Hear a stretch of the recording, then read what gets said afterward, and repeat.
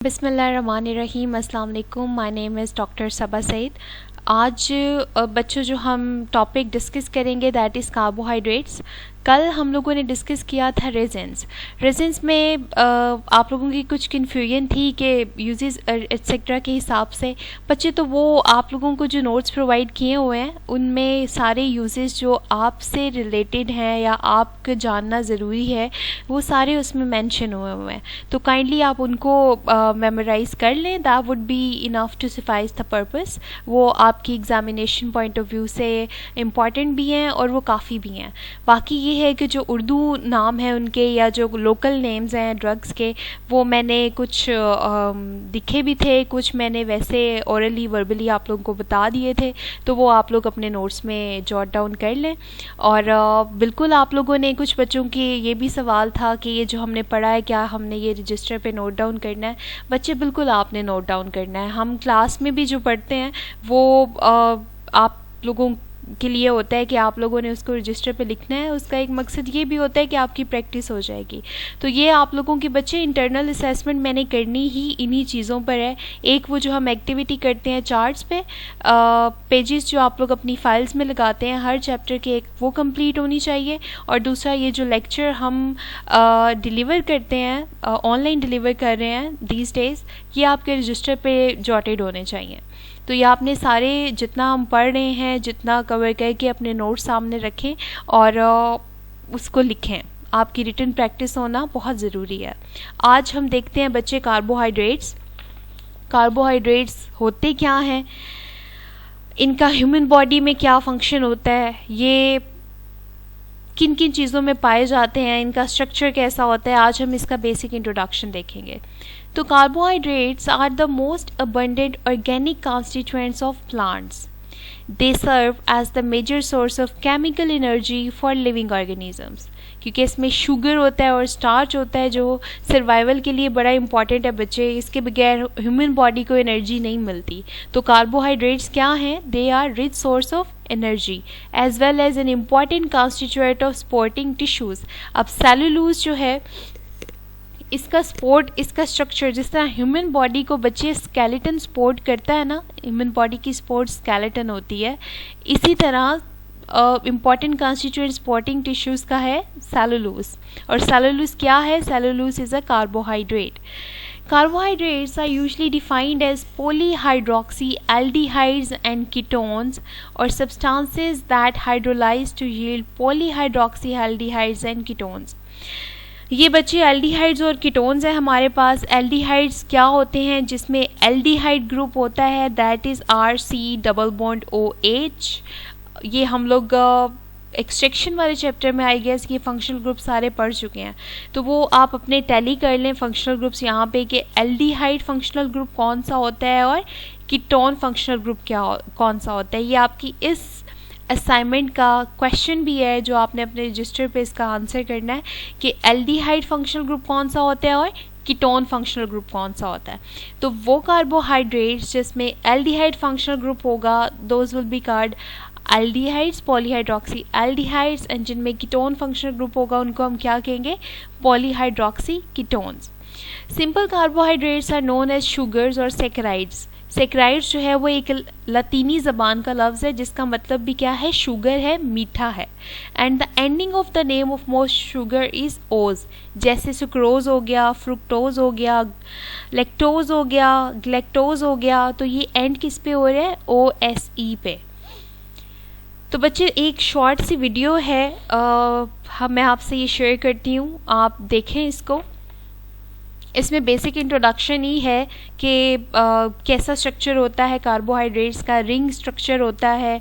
अगर एक एक मोनोमर हो जो बेसिक बिल्डिंग ब्लॉक होता है, जिस तरह ह्यूमन बॉडी का बिल्डिंग ब्लॉक बच्चे सेल होता है ना, इसी तरह कार्बोहाइड्रेट्स का बिल्डिंग ब्लॉक होता है मोनोमर, जो सबसे एक छोटा यूनिट होता है जिससे आप कह लें कि अगर हमने घर बनाना हो तो हम पहली ईंट रखते हैं। वो कार्बोहाइड्रेट्स को बनाने में जो पहली ईंट है दैट इज़ कॉल्ड मोनोमर। तो वो कहते हैं जी मोनोमर मिलते हैं दो, अगर एक मोनोमर हो तो उसको मोनोसेक्राइड कहते हैं। और इनका जायका कैसा होता है? इनका जायका मीठा होता है। अगर दो मोनोमर्स मिल जाएं तो वो बनाते हैं, दो का मतलब डाई, डाइसेक्राइड्स। और अगर बहुत सारे मोनोमर्स मिल जाएं और वो चेन बना लें आपस में तो उसको हम क्या कहते हैं, पॉलीसेक्राइड्स। पॉली का मतलब होता है many, mono mean one, di mean two, saccharides mean sugar और पॉलीसेक्राइड्स मीन मैनी शुगर। तो एक जुड़ेगा तो वो मोनोसेक्राइड होगा, कार्बोहाइड्रेट का बेसिक बिल्डिंग ब्लॉक। दो जुड़ेंगे तो डाइसेक्राइड होगा, तीन या तीन से ज़्यादा जुड़ेंगे तो पॉलीसेक्राइड होगा। अब आप ये देखें कि कार्बोहाइड्रेट्स में होता क्या है बच्चे। कार्बोहाइड्रेट्स की जो कंपोजिशन होती है ना, जिस तरह हम कल रेजिन्स की कंपोजिशन पढ़ रहे थे कि इसमें टर्पीन्स होते हैं, इसमें वोलेटाइल ऑयल्स होते हैं, फिक्स्ड ऑयल्स होते हैं, इसी तरह कार्बोहाइड्रेट्स की अगर हम कंपोजिशन पढ़ें तो बच्चे इसमें हमारे पास कार्बन होता है, हाइड्रोजन होता है और ऑक्सीजन होता है। अब वो नेक्स्ट वीडियो में देखते हैं कि इनकी कंसंट्रेशन और इनकी रेशियोज कितनी कितनी होती हैं।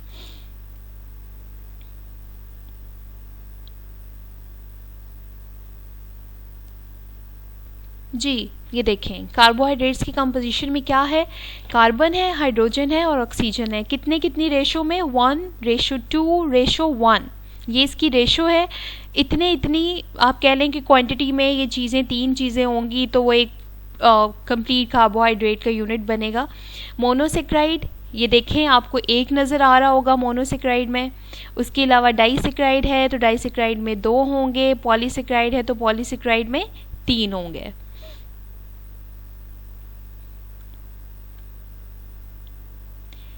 Mono mean 1 unit of sugar. जी तो वो आपने देखा है कि किस तरह वीडियो में वो उन्होंने 3 यूनिट्स दिखाए हैं कि मोनो कैसे बनता है, डाई कैसे बनता है, पॉली कैसे बनता है।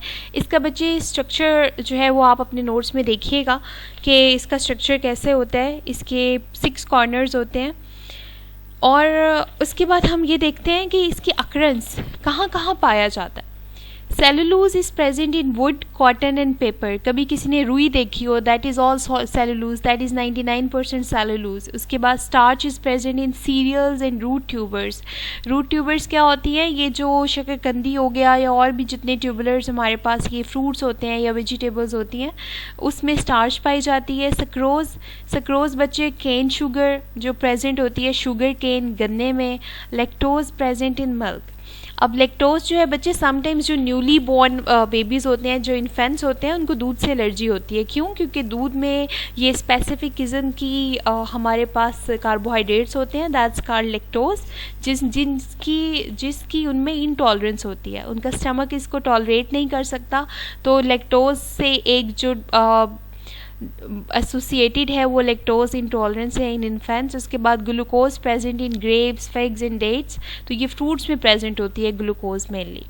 उसके बाद हम ये देख लेते हैं कि क्लासिफिकेशन ऑफ कार्बोहाइड्रेट्स में क्या है बच्चे। क्लासिफिकेशन ऑफ कार्बोहाइड्रेट्स में हमारे पास है जी monosaccharides, oligosaccharides, polysaccharides and derived carbohydrates. Monosaccharides बच्चे एक basic building block of carbohydrates, जो बेसिक यूनिट होता है, इसका जायका मीठा होता है।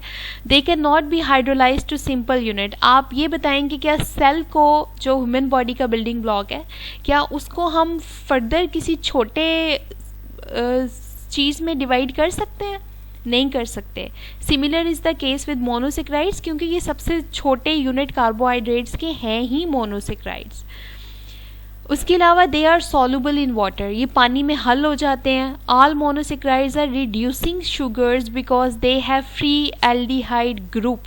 इनमें एक एल्डिहाइड ग्रुप फ्री होता है, that's why they are called reducing sugars. Reduction और ऑक्सीडेशन यू ऑलरेडी नो कि वो क्या होता है। Monosaccharides are further classified on the basis of number of carbon atoms present. अब अगर नंबर ऑफ कार्बन एटम 3 होंगे, 1 मोनो, 2 डाई, 3 होंगे तो ट्रायोस होगा, और ट्रायोस होगा तो एल्डो शुगर का नाम क्या होगा? ग्लिसरोस। और कीटो शुगर का नाम क्या होगा? Dihydroxy acetone. अगर बच्चे 4 कार्बन होंगे तो 4 मीन टेट्रोज। टेट्रा होता है ना 4, जिसके 4 कोने हों या 4 उसकी बीच में कार्बन एटम्स हों, तो उसको बच्चे कहते हैं टेट्रोज। और उसकी एल्डो शुगर हमारे पास होगी इरिथ्रोज और उसकी कीटो शुगर हमारे पास होगी इरिथ्रोल्यूज। अगर उसमें 5 होगी, 5 इज़ फॉर पेंटा, तो ये पेंटोज इसको कहेंगे। और इसकी एग्जांपल में कौन सी आएगी जी, राइबोज और राइबोलोज। उसके अलावा जी 6 अगर होंगे तो उसको हम कहेंगे हेक्सोज और इसकी एग्जांपल में क्या आएगी, ग्लूकोज। और उसकी कीटो शुगर कौन सी होगी, फ्रुक्टोज। और एल्डिहाइड, एल्डो ग्रुप और कीटो ग्रुप का आपको पता है कि अगर एल्डिहाइड फंक्शनल ग्रुप होगा तो दैट्स एल्डिहाइड, अगर कीटो होगा तो वो पॉलीहाइड्रोक्सी कीटोन्स होंगे। बच्चे ग्लूकोज सबसे ज़्यादा इम्पॉर्टेंट है। अब वो कहते हैं कि हम इसको क्लासीफाई कैसे करते हैं। अब इसको क्लासीफाई इस तरीके से करते हैं बच्चे, ये आपके सामने हमारे पास एक स्ट्रक्चर है जिसमें 6 कार्बन्स हैं। आप इसको ड्रॉ करेंगे, 6 कार्बन्स इसके ड्रॉ करने के बाद एक एंड पे इसके होता है बच्चे हाइड्रोजन और एक एंड पे इसके होता है बच्चे OH ग्रुप। अगर ये हमारे पास क्लॉकवाइज रोटेट करेगा तो that would B dextro rotation, और अगर इसको हम फिर अल्फा डी ग्लूकोज कहेंगे, और अगर ये एंटी क्लॉकवाइज रोटेट करेगा तो इसको हम कहेंगे बीटा डी ग्लूकोज। अब आपके माइंड में एक सवाल आ रहा होगा कि हमें कैसे पता चलेगा मैडम कि ये रोटेट कैसे कर रही है। तो बच्चे इसके लिए हम इसको एनालाइज करते हैं, हम इसको ऑप्टिमाइज़ करते हैं, ऑप्टिकल रोटेशन इसकी देखते हैं, वो एक अलहदा से प्रोसेस होता है। उससे हमें पता चलता है कि किसी भी सब्सटेंस की ऑप्टिकल एक्टिविटी क्या है। जब उसको प्लेन पोलराइज लाइट से गुजारा जाए, या एक केमिस्ट्री का एक बड़ा स्पेसिफाई सा प्रोसेस होता है, वो आप लोगों के लिए जानना ज़रूरी नहीं है। आप लोग सिर्फ इतना याद रखें कि अगर हम ग्लूकोज की रोटेशन देखें और वो क्लॉकवाइज रोटेट करे तो that is alpha D glucose, और अगर वो एंटी क्लॉकवाइज रोटेट करे तो that is beta D glucose. ये फ्रूट्स में पाई जाती है, ज़्यादातर ग्रेप्स में पाई जाती है, तो it is also called grape sugar. It is main sugar in human body. वो कभी आपने देखा हो जो अक्सर लोगों की एनर्जी बड़ी वो कम फील कर रहे होते हैं, हम उनका ब्लड प्रेशर चेक करते हैं, दैट्स टोटली फाइन, वो बिल्कुल नॉर्मल होता है। तो फिर हम उनको रिकमेंड करते हैं जी इनको ग्लूकोज दें। क्यों? क्योंकि बॉडी में ग्लूकोज की कमी हो जाती है। तो जैसे ही उनको ग्लूकोज देते हैं वो रिवाइव हो जाते हैं, वो बड़ा फ्रेश और एनर्जेटिक सा फील करते हैं। तो ये मेन शुगर है ह्यूमन बॉडी में। उसके बाद बच्चे ये स्ट्रक्चर आपके सामने, आपके नोट्स में आप इसको देखें कि अल्फ़ा डी ग्लूकोज क्या है और बीटा डी ग्लूकोज हमारे पास क्या है। अल्फ़ा डी ग्लूकोज में आपने देखा होगा जी ये OH ग्रुप इसके राइट साइड पे नीचे है। जी बच्चों ये आपके सामने है स्ट्रक्चर, इसको आप देखें। Alpha D glucose, beta D glucose, ये स्ट्रक्चर आपको रिमाइंड करना पड़ेगा। सबसे पहले आप क्या करेंगे, आप 6 जो हैं वो ड्रॉ कर लेंगे कार्बन्स। 1, ये हमारे पास जी 2 है, नीचे ये हमारे पास 3 है, ये 4 है, ये 5 है और ये 6 है। अब आपने एक और चीज़ बच्चे नोट करनी है, जो कि ये है कि ये डबल बॉन्ड O है, C double bond OH, CHO, जो कि एल्डिहाइड ग्रुप है। हमारे पास CHO क्या है बच्चे, एल्डिहाइड ग्रुप है। अब एल्डिहाइड ग्रुप आपने लगा दिया है, बाकी 5 कार्बन्स आपने ड्रॉ कर लेनी है।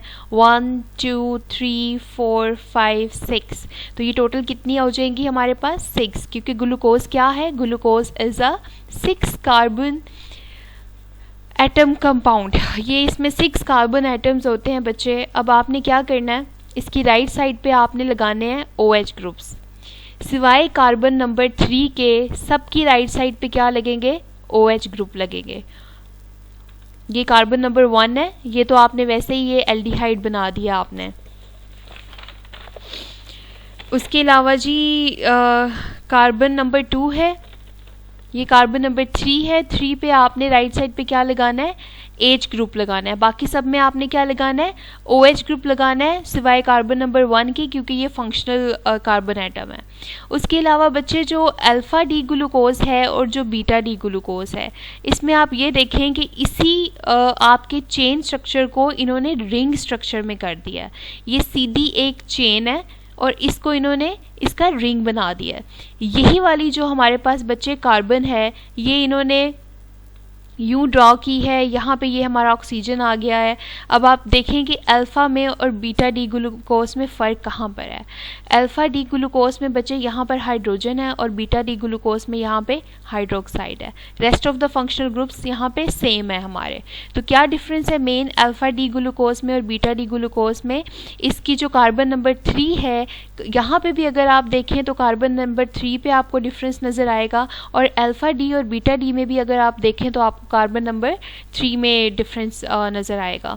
तो carbon number 1, carbon number 2 and carbon number 3। Alpha में कार्बन नंबर 3 के ऊपर एच ग्रुप है और बीटा डी ग्लूकोज में कार्बन नंबर 3 के ऊपर OH ग्रुप है। अब आपने ये नहीं करना कि दिखने में दोनों सेम है, तो कार्बन नंबर 3 के अल्फ़ा में भी ऊपर OH है और बीटा में भी ऊपर OH है, तो ये आपका स्ट्रक्चर गलत हो जाएगा। और ये स्ट्रक्चर बहुत इंपॉर्टेंट है, ये आप लोगों ने करने हैं। एक दफ़ा फिर मैं इसको रिपीट कर रही हूँ, ध्यान से बच्चे सुन लें। क्या हमारे पास ग्लूकोज क्या होती है? आपने सीधी एक स्ट्रेट चेन 6 कार्बन एटम्स की ड्रॉ कर लेनी है। 6 कार्बन आप लगाएंगे। पहली जो कार्बन एटम है वो हमारा फंक्शनल ग्रुप है CHO, हमारा फंक्शनल ग्रुप है CHO। उसके अलावा बच्चे कार्बन नंबर 2 है और 3 को छोड़ के बाकी सब के राइट साइड पे क्या लगेगा? OH ग्रुप लगेगा। और सबके लेफ्ट साइड पे H ग्रुप लगेगा कार्बन नंबर 3 को छोड़ के। ये हमारे पास कार्बन नंबर 3 है, जिसमें सिर्फ डिफरेंस आएगा क्योंकि ये डिफाइन करेगी कि ये अल्फ़ा है या बीटा है, क्योंकि अल्फ़ा में ये ऊपर आएगी और बीटा में ये नीचे हाइड्रोजन ग्रुप आएगा। I think I am clear. उसके बाद बच्चे हम देख लेते हैं प्रॉपर्टीज़ हमारे पास ओलिगोसेक्राइड्स की।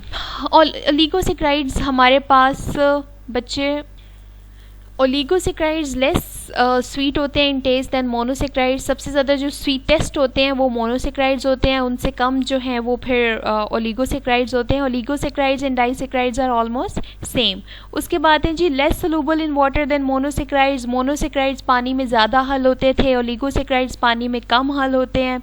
उसके अलावा they are from 2 to 10 monosaccharides join by glycosidic bond.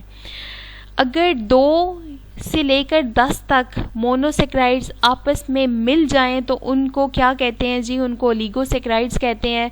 और उन 2 से 10 के दरमियान में जो बॉन्ड बनता है, जिस तरह आप लोगों ने पढ़ रखे होंगे covalent bond, coordinate covalent bond, तो इसी तरह जो मोनोसेक्राइड्स के दरमियान में बॉन्ड होता है उसको क्या कहते हैं जी? ग्लाइकोसाइडिक बॉन्ड कहते हैं। बड़ा इंपॉर्टेंट MCQ है, इसको हाईलाइट कर लें। On hydrolysis they yield 2 to 10 monosaccharides. Hydrolysis क्या होता है बच्चे? ब्रेक डाउन होता है और वाटर रिलीज होता है। तो अगर हम इनको तोड़ेंगे तो हमारे पास हमें क्या हासिल होगा? इनके टूटने से हमें 2 या 10 के दरमियान में monosaccharides basic building blocks of carbohydrates obtain होंगे। इसकी एग्जांपल में आप याद कर लें LMS, L for lactose, M for maltose and S for sucrose. और जब इनकी हाइड्रोलिसिस कराएंगे, इनका ब्रेक डाउन कराएंगे, तो हमें लैक्टोज को तोड़ने से हमें मिलेगा बच्चे ग्लूकोज एंड ग्लैक्टोज।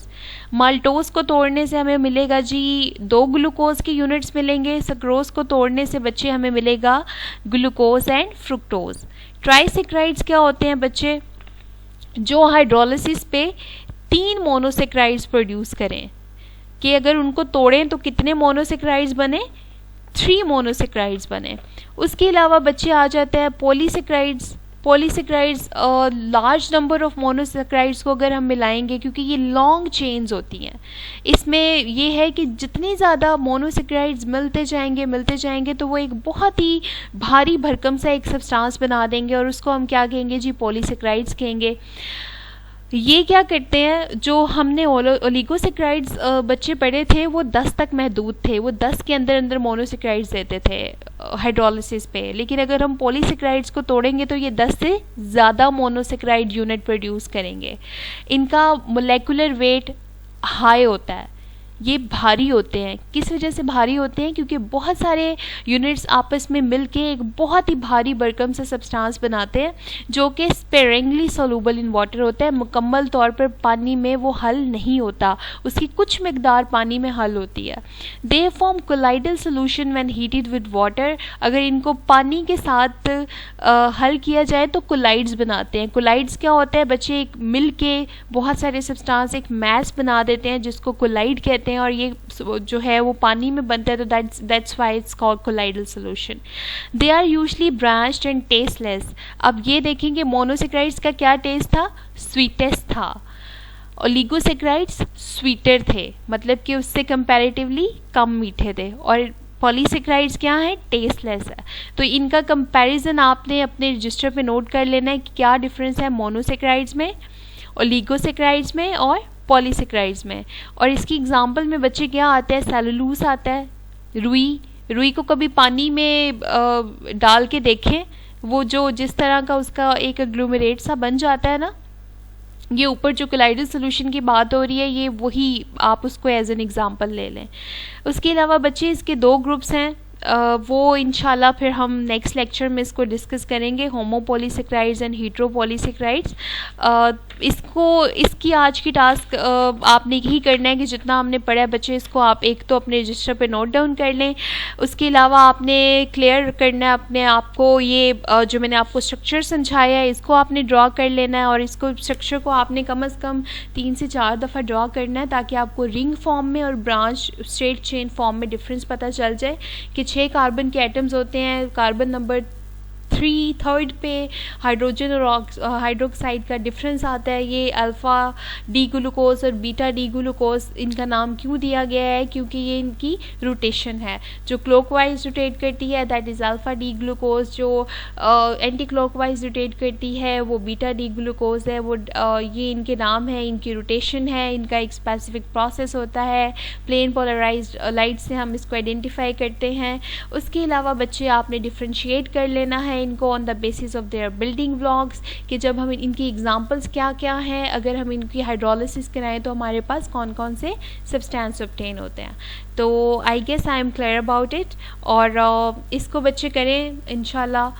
कोई अगर क्यूरी है, कुछ समझ नहीं आता तो डू आस्क मी, हम इसको फिर देख लेंगे। चलें बच्चे, best of luck, take care, अल्लाह हाफ़िज़।